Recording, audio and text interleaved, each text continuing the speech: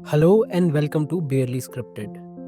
अरे ट्रैवल के शौकीन लोगों, क्या आपने कभी सोचा है कि ट्रैवल सिर्फ जगह जगह जाने का नाम नहीं, बल्कि एक अनुभव है जो आपके जीवन को बदल सकता है। तो चलो आज हम इस अनुभव के बारे में बात करते हैं। मेरे साथ है मेरी को पैनलिस्ट नितिका। Hello everyone. आपके लिए ट्रैवलिंग का इम्पोर्टेंस क्या है? See for me travelling is knowing my own self. Like वो एक ऐसा टाइम होता है जिसमें आप अपने बारे में बहुत कुछ समझते हैं, और ये सब आपके पर्सपेक्टिव पर डिपेंड करता है। जैसे आपको कौन सी चीज़ अच्छी लग रही है या कौन सी चीज़ करने में आपको सुकून या खुशी मिल रही है। जैसे हम एक एग्जांपल लेते हैं कि अगर जब हम ट्रैवल करते हैं, एयरपोर्ट पे जाते हैं, तो आप सोचिए जब हम एयरपोर्ट पे पहुंचते हैं तो आप हर चीज़ नोटिस करते हैं। बैगेज चेक इन से लेकर फ्लाइट बोर्ड करने तक का सफ़र ही अपने आप में बहुत ही दिलचस्प होता है। या फिर आप कोई भी मोड ऑफ ट्रांसपोर्ट ले लो, मतलब आपको सब सेल्फ एक्सपीरियंस करने का मौका मिलता है। नए लोगों से मिलना, उनका कल्चर देखना, माइंडसेट को समझना, अपने पर्सपेक्टिव को डेवलप करना, ये अपने आप में इनर ट्रैवल एक जर्नी है आपके इनर सेल्फ की। जैसे आप कि कोई नए शहर में जाते हैं, उनका कल्चर देखते हैं या नेचुरल ब्यूटी को देखकर आप अपने कंफर्ट जोन से बाहर निकलते हैं और दुनिया को नए नज़रिए से समझने का आपको एक मौका मिलता है। हाँ, जैसे कि एक लोकल इंसान से बात करना, उनकी कहानी सुनना एक जगह को दिलचस्प बना देता है और बहुत सी यादों से भर देता है। ट्रैवल आपको याद दिलाता है कि दुनिया कितनी बड़ी और डाइवर्स है। कोई ऐसा मेमोरेबल या फनी ट्रैवल मोमेंट या इंसिडेंट जो आप शेयर करना चाहो? देखिए, मुझे इंसिडेंट से ज़्यादा फीलिंग्स और इमोशंस अट्रैक्ट करते हैं। सो जो सिचुएशंस आती हैं उसमें मुझे कैसा फील हुआ वो मेरे लिए ज़्यादा मैटर करता है। लाइक जब मैंने पहली बार सोलो ट्रैवल किया तो वो एक ऑफिशियल ट्रिप थी। जो सेंस ऑफ अकम्पलिशमेंट और फ्रीडम मैंने एक्सपीरियंस किया वो एक बहुत ही लाजवाब था। लाइक ट्रैवल मेरे लिए एक सेल्फ ग्रूमिंग का किट है जो छोटे छोटे सेल्फ डाउट्स या फिर फियर्स को ओवरकम करवाने में मदद करता है और कॉन्फिडेंस देता है कि लाइफ में कुछ भी करना मुश्किल नहीं है। आप बताइए कि आपका ऐसा कौन सा मोमेंट था जिसमें आपको ऐसा लगा कि ट्रैवल आपके लिए बहुत इम्पोर्टेंट है लाइफ में? सो फॉर मी, मैंने अपनी पहली सोलो ट्रिप एक उत्तराखंड में जगह है मुंशियारी, वहाँ की थी। और मैं एक ट्रैवल ग्रुप के साथ गया था और मैं वहाँ पे बहुत अलग अलग लोगों से मिला था, अलग अलग एज ग्रुप के लोगों से, और अलग अलग लाइफ एक्सपीरियंस कैरी कर रहे थे वो। और उस ट्रिप से मैंने बहुत सीखा था। क्या आपने अपने ट्रैवल एक्सपीरियंस में कोई हिडन जेम डिस्कवर किया है अभी तक? अम, कुछ टाइम पहले ना मैं मुंबई गई थी, एंड मुंबई में हमें होता है कि लाइक बस समुद्र है, बॉलीवुड है, वहाँ के मतलब लोगों को देखना हो गया, अलग अलग जो भी यूनिक अट्रैक्शंस है उनको देखना हो गया। बट तो मैंने ना वहाँ पर एक विपासना रिसर्च इंस्टीट्यूट है, उसको देखा, एंड वो मेरा एक बहुत ही यूनिक एक्सपीरियंस था। एंड उसमें ना एक व्हील ऑफ धामा है जो रोटेट करता रहता है, बहुत स्लोली रोटेट करता है, ठीक है। एंड वो जो व्हील है वो रिप्रेजेंट करता है धर्म को, मतलब जो भी बुद्धा की टीचिंग्स है उसको वो रिप्रेजेंट करता है। एंड उसके सेंटर में ना 3 स्वर्ल्स हैं जो 3 ज्वेल रिप्रेजेंट करते हैं बुद्धिज्म के, जो कि मतलब है कि बुद्धा जो टीचर हैं, धर्मा जो मतलब बुद्धा की जो टीचिंग्स है, एंड सांघा जो उनकी कम्युनिटी है।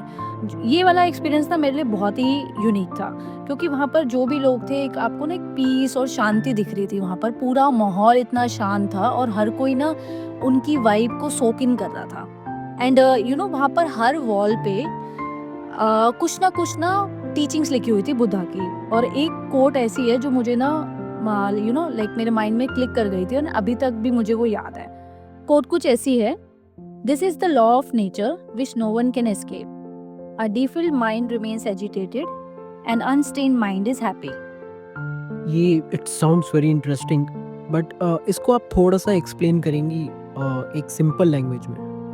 हाँ जी, ज़रूर, क्यों नहीं। ये समझना ज़रूरी है कि हमारी खुशी या दुख का असली सोर्स बाहर की दुनिया नहीं, बल्कि हमारा अपना मन है। अगर हम अपने मन को साफ रखें, तो हम नेचुरली सुकून और आनंद को अनुभव कर सकते हैं। ये तो बहुत ही डीप और इंटेंस थॉट था। जी हाँ, रुकिए, मेरे को ना एक और थॉट याद आया जो लाइक बहुत ही यूनिक था, मैं आपको बताती हूँ। जो था कि deeper the craving, deeper the aversion, deeper the aversion, deeper is the affliction. मतलब कि जितना गहरा राग है उतना गहरा द्वेष, जितना गहरा द्वेष है उतना गहरा कलेश। तो राग का इसमें मतलब है इच्छा और कलेश का मतलब है कष्ट। मतलब जितनी ज्यादा आप इच्छाएं करोगे उतने ज्यादा आपको कष्ट भी मिलेंगे, तो आपको उसके लिए तत्पर तैयार रहना पड़ता है। एंड असली खुशी तभी मिलती है जब हम अपने मन को संतुलित रखें। आपने तो मुझे भी मेरी एक रीसेंट ट्रिप की याद दिला दी। So recently I went to a place called Tungnath. वो उत्तराखंड में एक जगह है चौपटा, वहाँ पे है। और वहाँ पे highest temple of Lord Shiva है। वो जगह इतनी ब्यूटीफुल है, उसको मिनी स्विट्जरलैंड भी कहते हैं। और इतने अच्छे ग्रासलैंड्स हैं और इतनी अच्छी सीनरी है वहाँ पे। और वो पूरी जर्नी इतनी यूनिक है कि आप शिवा टेम्पल तक पहुँचते पहुँचते बहुत ही मेस्मराइज हो जाते हैं। इतना पीस है वहाँ पे। वहाँ की लाइफ इतनी, मतलब जैसे कंपेयर टू सिटी, वहाँ की लाइफ एकदम स्लो है। किसी को जल्दी नहीं है किसी चीज़ की। जैसे मेट्रो सिटीज़ में तो आप देखोगे तो आपको लगेगा हर कोई हड़बड़ी में है, बट वहाँ की लाइफ एकदम स्लो है। वो बहुत पीसफुल लगता है। देखिए ये तो आपने बिल्कुल सही कहा। ये तो मैंने भी बहुत सुना है तुंगनाथ के बारे में कि बहुत ही मेस्मराइजिंग सा व्यू मिलता है वहाँ पर और सुकून मिलता है। एंड सुकून से बात करें ना तो मुझे रिसेंटली मैंने अभी ना साउथ में ट्रैवल करना स्टार्ट किया है। एंड साउथ मेरे लिए जो मुझे ऐसा पर्सनल एक्सपीरियंस लगता है कि वहाँ पे बहुत ज़्यादा पीस है। लाइक सिंप्लिसिटी बहुत ज़्यादा है लोगों में, पोलाइटनेस बहुत है, मैनरिज्म है लोगों में। एंड वो अपने कल्चर से कुछ ज़्यादा ही अटैच्ड हैं। बट जैसे कि हमें भी पता है कि इंडिया में वास्ट कल्चर है एंड इतने ज़्यादा हमारे पास डिफरेंट डिफरेंट रीजन्स में डिफरेंट डिफरेंट कल्चर्स देखने को मिलते हैं। अगर आप नॉर्थ से स्टार्ट करेंगे साउथ तक आते आते आपको बिल्कुल ही कल्चर का वेरिएशन दिख जाएगा। एंड बिल्कुल सही कहा आपने। लाइक वहाँ पर मैंने एक चीज़ ऑब्जर्व करी कि लोग सुबह उठ के ना डेली अपने घर के बाहर चौक से रंगोली बनाते हैं। एंड उसको रंगोली, जैसे हम नॉर्थ में उसको रंगोली बोलते हैं, वहाँ पर उसको कोलम बोला जाता है। एंड इट्स लाइक कि एक आपका रिचुअल है एंड आप अपने रूट से इतना जुड़े हुए हैं कि आपके लाइक वो दिनचर्या का पार्ट बन चुका है। बिल्कुल। And I remember one temple which I visited in Pondicherry, and उसका नाम था अरुलमिगु मानाकुला विनायगा टेम्पल। एंड जो उस टेम्पल की सुंदरता थी, मतलब मैं बता नहीं सकती कि इतना सुंदर आर्किटेक्चर था वहाँ पर। पूजा करने के तरीके से लेकर पंडित के प्रसाद देने के तरीके तक हर चीज़ एक सिस्टमाइज्ड मैनर में चल रही थी। लोगों में पेशेंस थी, कोई धक्का मुक्की नहीं कर रहा था, किसी को जल्दबाजी नहीं थी, कोई ब्राइब सिस्टम नहीं था कि आप आगे जा रहे हैं, पहले दर्शन कर रहे हैं, बाद में दर्शन कर रहे हैं। हर किसी में एक शांति थी। तो वो जो शांति है ना, वही बहुत ज़रूरी है। और अगर सिंप्लिसिटी होती है तो यू नो कि शांति अपने आप आ जाती है। जैसे आपने बताया, इससे तो मेरा भी मन साउथ में ट्रैवल करने का हो रहा है। और आपकी बात सही है, वहाँ के लोग अपने कल्चर से बहुत जुड़े हुए हैं, जो कि बहुत ही अच्छी बात है।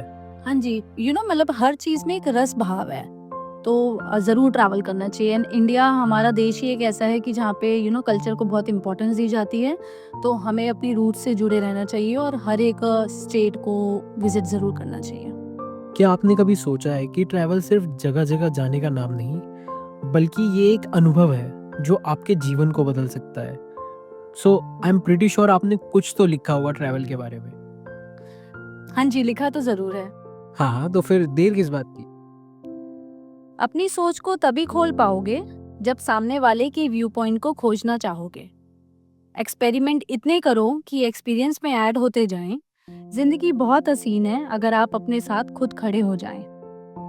कोई कैसे रहता है, कैसे जीता है, क्या खाता है, क्या पीता है, इसको समझना भी एक कला है। तभी तो कहते हैं ट्रैवल में एक नशा है। कहाँ ले जाओगे शान, पहचान, शोहरत, सबसे बड़ी दौलत है आपकी सोच और उस वक्त की मोहलत। आज जितने उम्र के हो, क्या कल उतने के हो पाओगे? अगर वक्त बीत गया तो क्या ही कर पाओगे? आज शरीर भी हेल्दी है और माइंड भी एक्टिव है। अब नहीं तो कब घूमोगे? जिंदगी कल नहीं आज में ही है। असली सीख मिलती है खुद सीखने से, अपने लिए डिसीजन लेने और सामने वाले के तरीकों से। सफर के रास्ते खुद को बेहतर समझने का एक जरिया है। हर मोड़ पर एक नई कहानी को लिखने का नया नजरिया है। जिंदगी को मत सोचो एक मंजिल के रूप में, ये तो एक सफर है खुद को सौंपने में। जो वक्त है आज वही खजाना है, वही दास्तान है। जीने का मजा तभी है जब खुद के डिसीजन लेने आसान है। वो कहते हैं ना, खुल के जियो, मुस्कुराओ जिंदा दिल से। क्या पता जो कल के लिए इतने व्याकुल हो वो कब आज बन जाए चुटकियों में। जितना हो सके घूमो, सीखो, अपने सपनों को उड़ान दो। सबकी खुशी का पैमाना अलग है, तो खुद भी जियो और सामने वाले को भी जीने दो। होपफुली आपको आज का एपिसोड पसंद आया होगा। Do hit the like button and subscribe our channel. Don't forget to share it with your friends and family. तब तक के लिए बाय बाय।